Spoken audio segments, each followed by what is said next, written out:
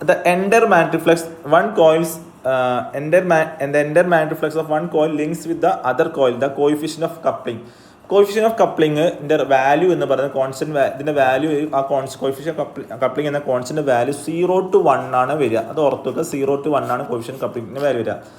0 എന്ന് പറഞ്ഞാൽ കപ്ലിങ് തീരെ ഇല്ലാത്തത്, അതായത് ഫുൾ ലീക്കേജ് ആണ് വരുന്നതെങ്കിൽ 0 ആണ് വരിക. കംപ്ലീറ്റ് ലിങ്ക് ആണ് ചെയ്യുന്നതെങ്കിൽ 1 ആണ്. അതാണ് മാക്സിമം വാല്യൂ വരുന്നത്. 0 to 1 ആണ് റേഞ്ച്. അപ്പോൾ തീരെ കപ്ലിംഗ് ഇല്ല, ഫുൾ ലീക്കേജ് ആണെങ്കിൽ 0 ആണ് വരിക. കംപ്ലീറ്റ് കപ്ലിംഗ് ആണെങ്കിൽ നമുക്ക് 1 ആണ്. അപ്പോൾ ആൻസർ 8ൻ്റെ ആൻസർ സി ആണ്.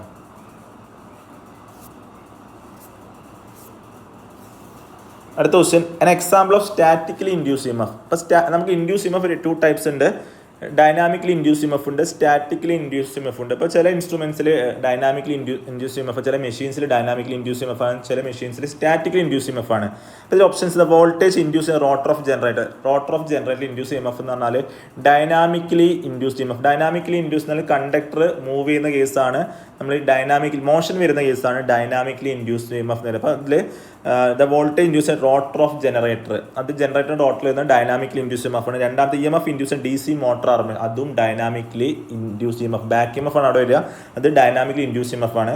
ദ വോൾട്ടേജ് ജനറേറ്റഡ് മൂവിങ് കോയിലും കോയിൽ മൂവ് ചെയ്യുന്നുണ്ട്, അതും അവിടെ മോഷൻ വരുന്നുണ്ട്, ഡൈനാമിക്കലി ഇൻഡ്യൂസ് EMF തന്നെയാണ്.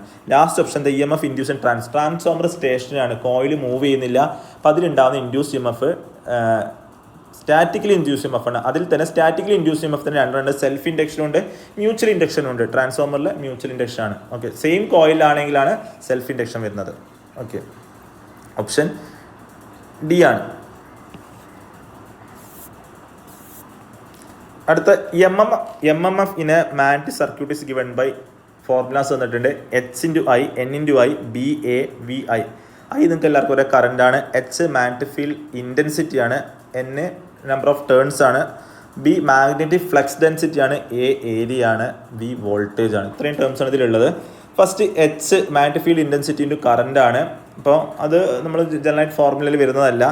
മാഗ്നറ്റിക് മോട്ടീവ് ഫോഴ്സ് MMF എന്ന് പറഞ്ഞാൽ ഇലക്ട്രോ മോട്ടീവ് ഫോഴ്സ് പറയുന്ന പോലെ തന്നെ മാഗ്നറ്റോ മോട്ടീവ് ഫോഴ്സ് പറയുന്നത് number of turns into number of current. അപ്പോൾ MMFൻ്റെ ഫോർമുല N/I ആണ് മനസ്സിലായി. MMFൻ്റെ formula MMF is equal to N number of turns into I ആണെന്ന് formula. B/A flux by area, അതാണ് ഫ്ലെക്സ് ഡെൻസിറ്റി. B എന്ന് പറഞ്ഞാൽ ഫ്ലെക്സ് ഡെൻസിറ്റി ആണ്. ഫ്ലെക്സ് ഡെൻസിറ്റി ഇൻറ്റു ഏരിയ എന്ന് പറഞ്ഞാൽ ഫ്ലെക്സ് ആണ് കിട്ടുക. അപ്പോൾ ഫ്ലെക്സ് ബൈ ഏരിയ ആണ് B എന്ന് പറയുന്നത്. ഫ്ലെക്സ് ബൈ ഏരിയ ആണ് B എന്ന മാഗ്നറ്റിക് ഫ്ലെക്സ് ഡെൻസിറ്റി ആണ്. ഇപ്പോൾ magnetic flex density into area എന്ന് ഫ്ലെക്സ് ആണ് കിട്ടുക. അപ്പം BA എന്ന് പറഞ്ഞാൽ ഫ്ലെക്സ് ആണ്. വോൾട്ടേജ് ഇൻറ്റു കറണ്ട് എന്ന് പറഞ്ഞാൽ പവറാണ്. വോൾട്ടേജ് ഇൻറ്റു കറണ്ട് എന്ന് പറഞ്ഞാൽ പവറാണ്. അത് അപ്പാരൻറ്റ് പവറാണ്. നമുക്ക് പവർ തന്നെ രണ്ട് കേസിൻ്റെ ആക്റ്റീവ് പവറും റിയാക്റ്റീവ് പവറൊക്കെ ഉണ്ട്, അപ്പാരൻറ്റ് പവറും ഉണ്ട്. അപ്പം ഇതിൽ VI എന്ന് പറഞ്ഞാൽ അപ്പാരൻറ്റ് പവറാണ്. ഓക്കെ, അപ്പം ഓപ്ഷൻ B ആണ് 10th answer. Next question, A series AC circuit has resistance of 4 ohm and XL equal to 5 ohm. It will be expressed in the rectangular form. Rectangular form representation ആണ് ചോദിച്ചത്. Options -4 - j ohm, -4 + j5 ohm, 4 + j5 ohm, 4 - j5 ohm. അപ്പോൾ ഇത് inductive reactance ആണ് XL, capacitive reactance ആണ് XC ആണ് പറയുക. ഇവിടെ XL ആണ് പറഞ്ഞത്, അപ്പോൾ അതുകൊണ്ട് മൈനസ് ആണ് വരിക. ഓപ്ഷൻ ഇതിൽ വരുന്നത് 4 + j5 ohm ആണ് വരിക. കാരണം എന്താ വെച്ചാൽ ഇൻഡക്റ്റീവ് റിയാക്റ്റൻസ് ആയതുകൊണ്ട് പ്ലസും, കപ്പാസിറ്റീവ് റിയാക്റ്റൻസ് ആണ് തന്നിരിക്കുന്നത്, XC ആണ് തന്നിരിക്കുന്നത്, മൈനസാണ് വരിക. അപ്പോൾ അവിടെ എക്സലിൻ്റെ സ്ഥാനത്ത് XC തന്നിരുന്ന അവിടെ XLൻ്റെ സ്ഥാനത്ത് XC ആണ് തന്നിരുന്നെങ്കിൽ ഓപ്ഷൻ D ആണ് വരിക. ഇതിൽ ഇൻഡക്റ്റീവ് റിയാക്റ്റൻസ് XL ആണ് തന്നിരിക്കുന്നത്. അപ്പം 4 + j5 ohm ആണ് ആൻസർ. നെക്സ്റ്റ് ക്വസ്റ്റ്യനിലേക്ക് പോവാം. നെക്സ്റ്റ് ക്വസ്റ്റ്യനിൽ reactive power in AC circuit is measured in volt ampere reactive VAR, volt ampere VA, watts, none of the above. അപ്പോൾ ഇതിൽ റിയാക്റ്റീവ് പവർ ഇൻ AC സർക്യൂട്ടാണ്. റിയാക്റ്റീവ് പവർ AC സർക്യൂട്ട് നമ്മൾ പവറിനെ നമുക്ക് മൂന്നായിട്ട് പറയാം. പവറിനെ അപ്പാരൻറ്റ് പവർ ഉണ്ട്, അപ്പാരൻറ്റ് പവർ എന്ന് പറഞ്ഞാൽ നമ്മൾ V/I ആണ്. റിയാക്റ്റീവ് പവറിനെ നമ്മൾ പറയുന്നത് VI sin phi ആണ്, sine theta or VI sin phi. അതാണ് റിയാക്റ്റീവ് VIR എന്ന് നമ്മൾ പറയുക. VAR I നമ്മൾ ആംപിയറിലാണ് പറയുക. അപ്പം VI റിയാക്റ്റീവ് എന്ന് പറയുന്നത് VAR ഉപയോഗിക്കുന്നത്. പിന്നെ നമ്മൾ അതേപോലെ തന്നെ ആക്റ്റീവ് പവർ ഉണ്ട്. ആക്റ്റീവ് പവറിനെ നമ്മൾ VI cos phi ആണ് പറയുക. VI cos phi അതാണ് ആക്റ്റീവ് പവർ. അതിന് നമ്മൾ യൂണിറ്റ് കിലോ വാട്ടാണ്.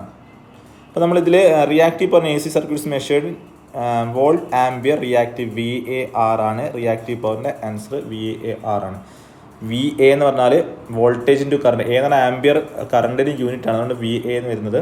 അപ്പം വോൾട്ടേജ് ആംബിയർ റിയാക്റ്റീവ് ആണ് നമ്മൾ AC സർക്യൂട്ടിലെ റിയാക്റ്റീവ് പവറിനെ മെഷർ ചെയ്യാൻ വേണ്ടി യൂസ് ചെയ്യുന്ന യൂണിറ്റ് VAR. വാട്ട് ആക്റ്റീവ് പവറിൻ്റെ മെഷർ ചെയ്യാനുള്ള യൂണിറ്റാണ് വാട്ട്, അതായത് VI cos phi ആണ് kilowatt. Okay, next question. Now alternating voltage is given by 200 sin 314t. Its peak value will be. Options തന്നിട്ടുണ്ട്. അതായത് നമ്മൾ AC സർക്യൂട്ടിൽ ഓൾട്ടർനേറ്റീവ് വോൾട്ടേജ് തന്നിട്ടുണ്ട്. അതിന് ജനറൽ ഫോർമാറ്റ് മനസ്സിലാക്കുക. V is equal to VM sin omega t ആണ്. VM sin omega t ആണ് general format. അപ്പം V is equal to 200 sin 314t തന്നതുകൊണ്ട് നമ്മൾ കമ്പയർ ചെയ്താൽ VM-ൻ്റെ വാല്യൂ, VM എന്ന് പറഞ്ഞാൽ പീക്ക് വാല്യൂ ആണ്. പീക്ക് വാല്യൂ 200 ആണ്. ഓപ്ഷൻ D ആണ്. 13 ആൻസർ D ആണ്. നെക്സ്റ്റ് ക്വസ്റ്റിലേക്ക് പോകാം. The algebraic sum of instantaneous phase voltage in three-phase circuit is equal to 0. Always 0 ആണ്. The algebraic sum instantaneous phase voltage in three-phase instantaneous phase voltage sum three ഫേസിൽ balance three ഫേസിൽ 0 ആയിരിക്കും. Okay, next question, last question. ഇനി delta connection the line current is, ഇപ്പം star delta നിങ്ങൾ പഠിച്ചിട്ടുണ്ടാവും. Equal to phase current √3 times phase current, half of the phase current 1/√3 times phase current. അപ്പോൾ നമ്മൾ star delta figure ഞാൻ just കാണിക്കാം. ഇതിലെപ്പോഴും സാധാരണ ക്വസ്റ്റ്യൻ വരുന്നതാണ് സ്റ്റാർ ഡെൽറ്റയിൽ. അപ്പോൾ സ്റ്റാറിലും ഡെൽറ്റയിലും വ്യത്യാസങ്ങൾ നിങ്ങൾ നോക്കുക, എന്തൊക്കെയാണ് ഡിഫറൻസ് ഉള്ളത്. സ്റ്റാർ കണക്ഷൻ ഇവിടെ കാണുന്നുണ്ടാവും. സ്റ്റാർ കണക്ഷൻ സ്റ്റാറിൽ ലൈൻ വോൾട്ടേജും ലൈൻ കറണ്ടും ഫേസ് കറണ്ടും സെയിം ആണ്. ഡെൽറ്റയിലാണെങ്കിൽ ലൈൻ വോൾട്ടേജും ഫേസ് വോൾട്ടേജും സെയിം ആണ് ഡെൽറ്റയിൽ.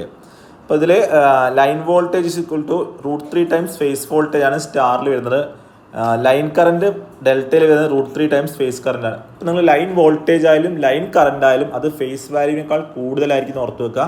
ലൈൻ വോൾട്ടേജ് ആയാലും ലൈൻ കറണ്ട് ആയാലും അത് ഫേസ് വോൾട്ടേജിനേക്കാൾ കൂടുതലായിരിക്കും. √3 ടൈംസ് ആയിരിക്കും ത്രീ ഫേസ് സർക്യൂട്ട് വരിക. അപ്പോൾ നമ്മൾ സ്റ്റാറിൻ്റെ കേസിൽ ലൈൻ കറണ്ടും ഫേസ് കറണ്ടും സെയിം ആണ്. ഡെൽറ്റയുടെ കേസിൽ ലൈൻ വോൾട്ടേജും ഫേസ് വോൾട്ടേജും സെയിം ആണ്. അതേപോലെ തന്നെ സ്റ്റാറിൽ line voltage is equal to √3 times phase voltage ആണ്.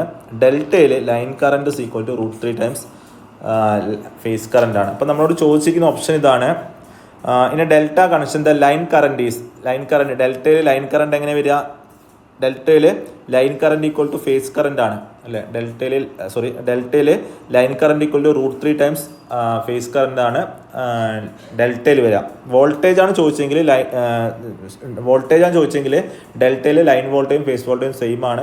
നമ്മൾ ചോദിച്ചത് ലൈൻ കറണ്ടും ഫേസ് കറണ്ടും നമ്മൾ റിലേഷൻ ഫോർ ഡെൽറ്റയാണ് ചോദിച്ചത്. അപ്പോൾ line current √3 times of phase current ആണ് ചോദിച്ചിരിക്കുന്ന ഓപ്ഷൻ ഇതാണ്. ഇനി ഡെൽറ്റ ലൈൻ കറണ്ട് കൂടുതലായിരിക്കും √3 ടൈംസ് ഫേസ് കറണ്ട് ആണ്. ഓപ്ഷൻ B ആണ്. ഓക്കെ, ഇതുപോലത്തെ വീഡിയോസ് നിങ്ങൾ ചാനൽ ഫോളോ ചെയ്യുക, സബ്സ്ക്രൈബ് ചെയ്യുക. Thank you.